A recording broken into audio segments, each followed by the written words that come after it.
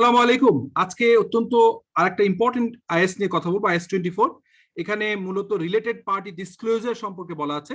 So what are the requirement of disclosure, and as well as we need to know who are related parties. এটি কোনো ব্যক্তি আর কোনো প্রতিষ্ঠান, এই জিনিসগুলো নিয়ে আমরা ডিসকাশন করবো এবং প্র্যাকটিক্যাল একটা এক্সাম্পল দিয়ে শেয়ার করবো যে রিপোর্টিংটা কেমন হয়। So without discussing further, we just jump into our topics. Today's topics is learning objective যদি বলে থাকি, এটাকে আমাদের প্রথমেই বের করতে হবে যে আইডেন্টিফাই দ্য রিলেটেড পার্টিস। যেমনটি আমি বলছিলাম যে কারা রিলেটেড পার্টিস, এটি নিয়ে ডিসকাশন করব। দেন এই রিলেটেড পার্টির সঙ্গে রিলেশনশিপটা কিভাবে আইডেন্টিফাই করা যায় এবং ট্রানজেকশনটা কি কি ট্রানজেকশন হলে ডিসক্লোজ করতে হবে এবং তাদের সাথে অ্যাকাউন্ট ব্যালেন্স অর্থাৎ ব্যালেন্স শিটের ইম্প্যাক্টটা কি হবে সেই বিষয়গুলো নিয়ে কথা বলবো। তবে আপনাদেরকে একটা কথা ক্লিয়ার করি যে এই পার্টিকুলার আইএস যেটি হচ্ছে রিলেটেড পার্টি ডিসক্লোজার, এটি কিন্তু কোনো অ্যাকাউন্টিং এন্ট্রি হবে না। এটি মূলত ডিসক্লোজার বেস, অর্থাৎ আপনারা notes to the financial statement আমরা সেখানে এটাকে নোট আকারে দিব, কোনো ব্যালেন্স শিট বা ইনকাম স্টেটমেন্টে ইম্প্যাক্ট সরাসরি পড়বে না। সো এখানে যদি আমরা দেখি সেটি হচ্ছে বাংলাদেশের যে সিকিউরিটিজ এন্ড এক্সচেঞ্জ কমিশনের কর্পোরেট গভর্নেন্স গাইডলাইন, সেখানেও কিন্তু রিলেটেড পার্টি ডিসক্লোজার সম্পর্কে বলা আছে।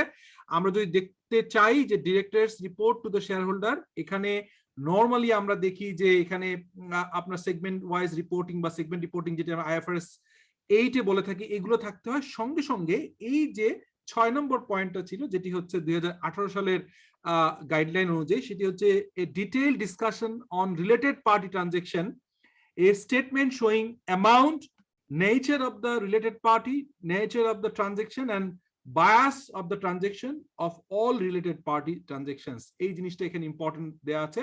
So need to know about the IS-24। আমরা জানতে হবে যে এটা কোন এন্টিটির জন্য প্রযোজ্য।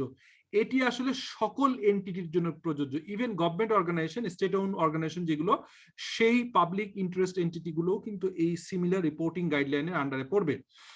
এখানে আইডেন্টিফাই করতে হবে রিলেটেড পার্টি রিলেশনশিপ, আমি যেভাবে বলছিলাম, এবং রিলেটেড পার্টি ট্রানজাকশন এবং আউটস্ট্যান্ডিং ব্যালেন্সটা আপনি ডিসক্লোজ করতে হবে, এটি বের করতে হবে। এবং ডিসক্লোজারের ক্ষেত্রে খেয়াল রাখতে হবে, ডিসক্লোজার রিকোয়ারমেন্ট হচ্ছে কনসোলিডেটেড ফাইন্যান্সিয়াল স্টেটমেন্টেও যেমনি ডিসক্লোজ করতে হবে, তেমনি ভাবে separate and individual financial statement of A parent venture, যে ভেঞ্চারার থাকে অথবা ইনভেস্টর, অর্থাৎ parent company, subsidiary company consolidated statement এবং ইন্ডিভিজুয়াল সিঙ্গেল স্টেটমেন্টে, এবং সেখানে প্যারেন্টের বইতে যদি জয়েন্ট ভেঞ্চার হয় বোথ জেবি পার্টনার এবং ইনভেস্টর হলে সেই জায়গাগুলো রিলেটেড পার্টি ডিসক্লোজারটা দিতে হবে। এখন আমরা যদি বলি যে no special measurement or recognition requirement for related party transaction, যেমনটি আমি বলছিলাম যে এটি যেহেতু কোনো অ্যাকাউন্টিং এন্ট্রি নয় এবং এটা সরাসরি ব্যালেন্স শিট ইনকাম স্টেটমেন্টে হিট করবে না ওভাবে, সেই কারণে কোনো মেজারমেন্ট অথবা রিকগনিশন নাই। এটি একটি অন্যতম আইএস যেখানে ডিসক্লোজার বেস আমরা এখানে ডিসক্লোজ করব, এখানে কোনো অ্যাকাউন্টিং এন্ট্রি হবে না। এখন আমাদেরকে ক্লিয়ারলি বুঝতে হবে যে এই রিলেটেড পার্টি কারা।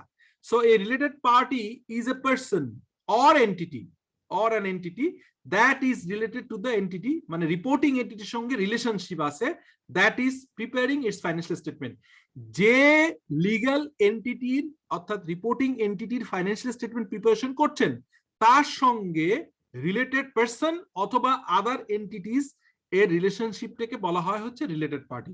সো পারসন কি কি হতে পারে? কি ম্যানেজমেন্ট পার্সোনেল, আমরা জানি সিএফও, সিইও, বোর্ড মেম্বার, এগুলো আমি পরে ক্লিয়ার করব। এই পার্সন রিলেটেড, এর বাইরে হচ্ছে একজন পার্সনের কন্ট্রোল অথবা জয়েন্ট কন্ট্রোল আছে অথবা সিগনিফিকেন্ট ইনফ্লুয়েন্স আছে। আমরা জানি যে সিগনিফিকেন্ট ইনফ্লুয়েন্স হচ্ছে এটি লেস দ্যান 50% কন্ট্রোল থাকলে যেটি হয় সেটি পার্সন হতে পারে। সিমিলারলি এন্টিটি যদি হয় ফুল কন্ট্রোল অর্থাৎ মোর দ্যান 50%, জয়েন্ট কন্ট্রোল অর্থাৎ জেভিতে হতে পারে 50-50, সিগনিফিকেন্ট ইনফ্লুয়েন্স যদি হয় অর্থাৎ হচ্ছে যে less than 50% but more than normally 20%, এবং পোস্ট এমপ্লয়মেন্ট বেনিফিট প্ল্যান, অর্থাৎ আমরা বিভিন্ন অর্গানাইজেশনের যে এমপ্লয়ি পোস্ট বেনিফিট এমপ্লয়মেন্ট থাকে, লাইক হচ্ছে যে আপনারা আমরা জানি যে ভেস্টেড ফান্ডে চলে যায় পিএফ অথবা গ্র্যাচুইটি অথবা WPPF, এই ধরনের যদি কোনো রকম পোস্ট এমপ্লয়মেন্ট বেনিফিট প্ল্যান থাকে, সেই জায়গা যদি কোনো ট্রানজেকশন করা সেটিও রিলেটেড পার্টি হিসেবে কনসিডার করতে হবে এবং সেটি ডিসক্লোজার দিতে হবে। সো রিলেটেড পার্টির কি কি জিনিস হলে আপনি ট্রানজেকশন হিসেবে নেবেন? সো রিলেটেড পার্টি ট্রানজেকশন হবে ইজ এ ট্রান্সফার অফ, যদি কোনো ট্রান্সফার হয় বিটুইন দ্য রিলেটেড পার্টিস, সেটি কি রিসোর্সেস, যদি কোনো অ্যাসেট ট্রান্সফার হয়, এনি আদার রিসোর্সেস হয়, সার্ভিস হয়, অব্লিগেশন অর্থাৎ লোন ট্রান্সফার হয়, এবং যদি কোন রকম যদি সেল বাই হয়, is always related to the transaction that need to be disclosed in the notes of the financial statement. Between the related parties, I mean reporting entity and related party, আচ্ছা, regardless whether a price is charged, even যদি zero হয়, অর্থাৎ আমি আপনাকে একটা simple উদাহরণ দিই, let's say আমি স্কয়ার ফার্মার একটা উদাহরণ দিব, স্কয়ার ফার্মার সঙ্গে স্কয়ার টেক্সটাইলের যদি কোনো ট্রানজেকশন হয়, আইদার বাই সেল, অথবা যদি অ্যাসেট ট্রান্সফার, অথবা যদি কোনো সার্ভিস এগ্রিমেন্ট থাকে, অথবা যদি কোনো লোন ট্রান্সফার হয়, এই যে সেল বাই যদি 0 টাকায় হয়ে থাকে, ফ্রি হয়ে থাকে, ইভেন অ্যাসেট ট্রান্সফার যদি ফ্রি 0 অ্যামাউন্ট হয়ে থাকে, তারপরেও রিলেটেড পার্টি ডিসক্লোজারে এটি আসতে হবে, because as this is a pure related party. So আমরা যদি দেখি যে এখানে একটা এক্সাম্পল আকারে, এই যে আমার রিপোর্টিং এন্টিটি ধরলাম স্কয়ার ফার্মাসিউটিক্যালস, তার প্যারেন্ট হচ্ছে 60% ওন করে, আর তার সাথে সাবসিডিয়ারি আছে 100% ওন, 30% অ্যাসোসিয়েট আছে, অর্থাৎ আমরা যেটা বলছিলাম সিগনিফিকেন্ট ইনফ্লুয়েন্স, তার জয়েন্ট ভেঞ্চার আছে, তার কি ম্যানেজমেন্ট পার্সোনাল আছে, CFO, CEO, MD and other board member, তারপর হচ্ছে ইনভেস্টর উইথ সিগনিফিকেন্ট ইনফ্লুয়েন্স, যেটি আমি বললাম যে ইনভেস্টর, অন্য ইনভেস্টরও আবার তারপরে, যেমন স্কয়ার ফার্মা অ্যাসোসিয়েট হিসেবে অন্য জায়গায় ইনভেস্টমেন্ট করেছে, আবার অন্য ইনভেস্টরও ইনভেস্ট করেছে।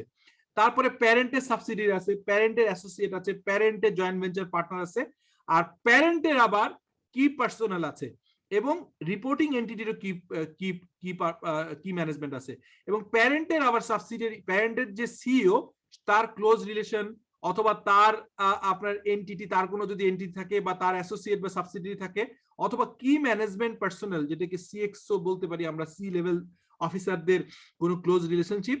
এখন এই টোটাল জায়গাগুলোর ভিতরে সবগুলোই রিলেটেড পার্টি এক্সেপ্ট 3। এই 3টা কেন এক্সেপশন সেটি বলে দিচ্ছি, সেটি হচ্ছে রিপোর্টিং এন্টিটির সাথে প্যারেন্টের 60, মানে প্যারেন্ট 65% ওন করে রিপোর্টিং এন্টিটি।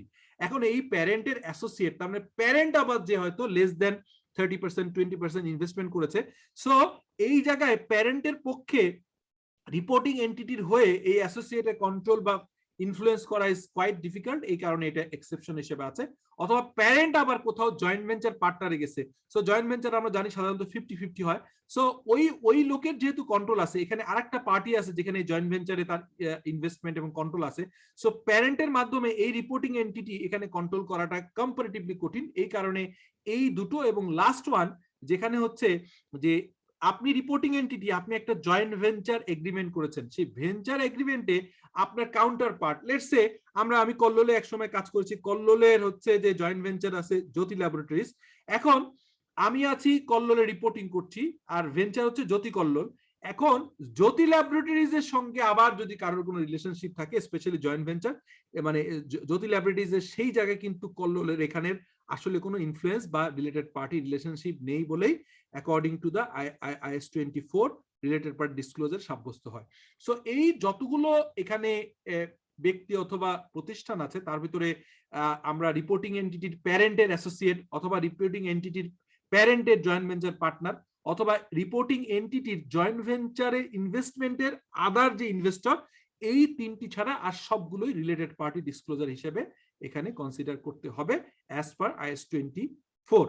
এবং সোজা কথা হচ্ছে, যেখানে ইনফ্লুয়েন্স হওয়ার সম্ভাবনা আছে, যেখানে user of the financial statement একটা মেজর রিপোর্টিং গ্যাপ থাকতে পারে, তার ইকোনমিক ডিসিশন নেওয়ার ক্ষেত্রে তার প্রফিট লস, তার balance sheet, income statement impact ফেলতে পারে, এরকম রিলেটেড পার্টি হলে সেই ট্রানজেকশনগুলো অবভিয়াসলি ডিসক্লোজ করতে হবে। এখন কারা রিলেটেড পার্টি এর বাইরে নয় সেরকম, মানে এখানে তো কয়েকটা স্পেসিফিক বললাম, এর বাইরে জেনারেলি কিছু বলা আছে যে এরা আসলে রিলেটেড পার্টি কনসিডার হবে না। যেমন আপনার এখানে ডিরেক্টর হিসেবে আছে, বা এক্সিকিউটিভ ডিরেক্টর হিসেবে আছে, বা নন এক্সিকিউটিভ ডিরেক্টর হিসেবে আছে, সে আরেকটা ফার্মে ডিরেক্টরশিপ আছে, ইন্ডিপেন্ডেন্ট ডিরেক্টর, সেই ফার্ম আপনার জন্য রিলেটেড পার্টি হবে না। Share joint control over joint venture, এখানে আমি বলেছিলাম যে এখানে দেখেন, আপনি হচ্ছে যে রিপোর্টিং এন্টিটি, আপনার একটা জয়েন্ট ভেঞ্চার আছে, সেই জয়েন্ট ভেঞ্চারে আরেকজন ভেঞ্চার পার্টনার, সে কিন্তু আপনার রিলেটেড পার্টি না, সেই জিনিসটা বলা আছে। এর বাইরে have normal business dealing with the non banking or banking financial institute, অর্থাৎ আপনি ব্যাংক থেকে লোন নিলেন, অথবা নন ব্যাংকিং ফাইন্যান্সিয়াল ইনস্টিটিউট থেকে লোন নিলেন, আপনি শাহজালাল ব্যাংক অথবা পূবালী ব্যাংক অথবা আইডিএলসি আইপিডিসি থেকে লোন নিলেন, সো ওই আপনাকে যে লেন্ডিং করলো lender is not your related party. Trade union, অনেক সময় আমরা জানি trade union is not a related party. গভর্নমেন্টের বিভিন্ন এজেন্সি, এনবিআর, ভ্যাট ট্যাক্স যারা কাজ করে, আপনার হচ্ছে যে সিসিআই মানে ইম্পোর্ট এবং এক্সপোর্টের যে কন্ট্রোলার, অথবা রেগুলেটরি আদার ফ্রেমওয়ার্কে যারা আছে, RJSC is not your related party. Agencies of utilities, যদি other utility let's say Dhaka ওয়াসা অথবা তিতাস গ্যাস, এরাও কিন্তু রিলেটেড পার্টি হবে না। এছাড়া রিলেটেড পার্টি হবে না মেজর কাস্টমার, সাপ্লায়ার অথবা এজেন্ট। যদি আপনি অনেকের কাছ থেকে প্রোডাক্ট কিনেন, অনেকের কাছে বিক্রি করেন, সো ইওর মেজর কাস্টমার অথবা সাপ্লায়ার অথবা এজেন্ট আপনার হয়ে কাজ করে, they are not your related party. So ultimately আপনাকে কি ডিসক্লোজ করতে হবে, কন্ট্রোল ডিসক্লোজার করতে হবে, সেটা হচ্ছে parent subsidiary related party transaction relationship are disclose irrespective of whether they have been any transaction between the parties. যদি আপনি প্যারেন্ট সাবসিডিয়ারি রিলেশনশিপ থাকে, আপনি ট্রানজাকশন করেন না করেন, প্যারেন্ট সাবসিডিয়ারি রিলেশনশিপটিকে আপনি ডিসক্লোজ করতে হবে। Any entity disclose the name of the entities parent if the different the ultimate controlling entity। ধরেন আপনি একটা কোম্পানি, আপনার প্যারেন্ট হচ্ছে এক্স কোম্পানি, এক্স এর আবার আলটিমেট প্যারেন্ট ওয়াই, ওয়াই এর হচ্ছে আলটিমেটলি ফাইনাল প্যারেন্ট হচ্ছে লেটস সে এবিসি। সো এই জায়গাগুলো আসলে আপনাকে ডিসক্লোজ করতে হবে, what is your immediate parent এবং প্যারেন্টের প্যারেন্ট মানে মাস্টার প্যারেন্ট এবং আলটিমেটলি আলটিমেট প্যারেন্ট কন্ট্রোল কোথায়, সেই জিনিসটা ডিসক্লোজ করতে হবে। If neither of the parent or the ultimate controlling parties financial statement available for the public use, হ্যাঁ, যদি এটি আপনার অ্যাভেলেবল ফর পাবলিক ইউজ নাই, disclose the name of to the next most senior parent with financial statement available for public use. অর্থাৎ আপনি যেটা উদাহরণটা দিলাম, স্কয়ার ফার্মা আপনি রিপোর্টিং এন্টিটি, আপনাকে আপনি স্কয়ার হোল্ডিং আপনার হচ্ছে লেটস সে আপনার প্যারেন্ট কোম্পানি, স্কয়ার হোল্ডিং এর হয়তো আবার হচ্ছে স্কয়ার XYZ হচ্ছে holding company. So square holding যদি লিস্টেড কোম্পানি না হয়, তাহলে তার ফাইন্যান্সিয়াল স্টেটমেন্ট পাবলিক ডোমেইনে থাকবে না। সো সেই ক্ষেত্রে তারটা যদি না পাওয়া যায়, তার আলটিমেট প্যারেন্টের ফাইন্যান্সিয়াল স্টেটমেন্ট থেকে এই ডিসক্লোজার রিকোয়ারমেন্ট গুলো ফুলফিল করতে হবে। সো আমরা যে তাহলে ট্রানজাকশন ডিসক্লোজ কি করতে হবে একদম ক্লিয়ার করি। এরপর একটা एग्जांपल দেয়া আছে, the nature and type of transaction with related parties are disclosed। কি থাকবে, including nature of related party relationship and information regarding the transaction and outstanding balances, including কি থাকতে হবে, যে amount of the transaction। আপনার related party যদি একবার আপনি সেটেল করেন, this is your according to the International Accounting Standard 24, any party is related party of your, তাহলে তার সাথে ট্রানজাকশন ডিটেইলটা দিতে হবে, অ্যামাউন্ট অফ আউটস্ট্যান্ডিং ব্যালেন্স, কত টাকা ব্যালেন্স আছে, গত বছর কত ছিল, এই বছর কত, and the terms condition and guarantees, যদি কোনো গ্যারান্টি থাকে এটিকে মেনশন করতে হবে। Allowance and expense of doubtful debt, তার সঙ্গে যদি কোনো দেনা পাওনা থাকে এবং সেখানে যদি কোনো রকম ডাউটফুল ডেট তৈরি হয়, সেই জিনিসটা ডিসক্লোজ করতে হবে। Disclosure for each separate category of related parties, differently প্রত্যেকটা ক্যাটাগরিকে ডিফারেন্ট ভাবে মেনশন করতে হবে। আমরা যদি বলি যে কি ম্যানেজমেন্ট প্রফেশনাল কারা হবে, সেই কি ম্যানেজমেন্টের সংজ্ঞাটা আমি পরের স্লাইডে দিয়েছি। The key management personnel are those person having authority and responsibility for planning, directing and controlling the activities of the entity directly or indirectly, including the director, whether executive or otherwise of the entity। অর্থাৎ একটা অর্গানাইজেশনের জন্য তারা কি management personal অর্থাৎ individual লেভেলে সে related party হবে যদি সে আপনার সি লেভেলের কোনো অফিসার হয়, বোর্ড ডিরেক্টর হয়, কোম্পানি সেক্রেটারি, সিএফও, সিইও, এই যারা আপনার যেসব পার্সোনাল, যেসব ব্যক্তি যাদের হচ্ছে আপনার ওই অর্গানাইজেশনের উপরে রেসপন্সিবিলিটি আছে for the planning, directing and controlling, and এই রিলেশনশিপ থাকলে তাদেরকে আমরা কি ম্যানেজমেন্ট পার্সোনাল বলবো, তারা হচ্ছে রিলেটেড পার্টি হিসেবে আসবে। এবং সেই রিলেটেড পার্টির আবার সাথে key management personnel compensation in total and the following category, আপনার কতগুলো এরকম কি পজিশন আছে, কি ম্যানেজমেন্ট পজিশন, এবং তাদের শর্ট টার্ম এমপ্লয়ি বেনিফিট কি দেওয়া আছে, post employment benefit, other long term benefit, terminal benefit, share base payment, এইগুলো কিন্তু আপনাকে দেখাতে হবে, because this is very important to disclose. Because এইখানে দেখা যায় অনেক সময় ডিরেক্টররা অথবা সিওরা তারা কিন্তু আনডিউ বেনিফিট নিয়ে থাকেন। সো এগুলো ইউ নিড টু ডিসক্লোজ করতে হবে। এবং ফাইনালি আমরা যদি একটা এক্সাম্পল দিই, এখানে রিলেটেড পার্টি ডিসক্লোজার একটা রিয়েল এক্সাম্পল দিয়েছি। কোম্পানির নাম হচ্ছে স্কয়ার ফার্মাসিউটিক্যালস লিমিটেড, তার নোট নম্বর 44 এ বলা আছে, এবং 2014 এবং 15 একটা এক্সাম্পল এনেছি। The company did not carry out any related transaction with its other sister concern excepting the subsidiaries and associate undertaking wise Square Textile, Square Fashion, Square Knit Fabrics, Square Hospitals, Square Informix Limited, Square Cephaloporis এবং হচ্ছে Square Formulations। এবং যদি এই related যে আছে, তো এখানে আপনার স্কয়ারের যে রিলেটেড কোম্পানিগুলো আছে সেটা মেনশন করা হয়েছে। আর ট্রানজাকশন আছে স্কয়ার ফার্মার সঙ্গে স্কয়ার টেক্সটাইল এবং স্কয়ার ফ্যাশন। সো স্কয়ার টেক্সটাইলের সঙ্গে ওপেনিং ব্যালেন্স ছিল লেটস সে 1,40,00,000 টাকা, ডিউরিং দি ইয়ার পেইড করা হয়েছে 23 লাখ টাকা, এরকম একটা এক্সাম্পল। এবং ডিউরিং দ্য পিরিয়ডে হচ্ছে যে তার থেকে টাকা বাগে 24 লাখ টাকা। সো ক্লোজিং ব্যালেন্স আছে 84 লাখ টাকা, গত বছর যেটা ছিল 1,45,00,000। সিমিলারলি স্কয়ার ফ্যাশনের সঙ্গে গত বছর আপনার হচ্ছে 48 কোটি টাকা ট্রানজাকশন ওপেনিং ব্যালেন্স ছিল, সারা বছর 60 কোটি টাকা হচ্ছে যে পেইড করা হয়েছে, এবং 35 কোটি টাকা হচ্ছে টাকা আসছে। সো ওভারঅল একটা ব্যালেন্স আছে 73 কোটি 85 লাখ টাকা। সিমিলারলি গত বছর সিমিলার ট্রানজাকশন ছিল। তাহলে আমরা দেখতে পারলাম রিলেটেড পার্টির সঙ্গে ডিউরিং দ্য ওপেনিং কত ছিল, ডিউরিং দ্য পিরিয়ডে কত লেনদেন হয়েছে, সে সেলস এর মাধ্যমে হতে পারে, লোন হতে পারে, সেই জিনিসগুলো সেপারেটলি এভাবে ডিসক্লোজার করতে হবে ইন্ডিভিজুয়াল প্রত্যেকটা রিলেটেড পার্টির জন্য। So these are the basic presentation for today's session. I hope that you enjoy this session, enjoyed, and you will join with me for the further discussions. Thank you. Assalamu alaikum.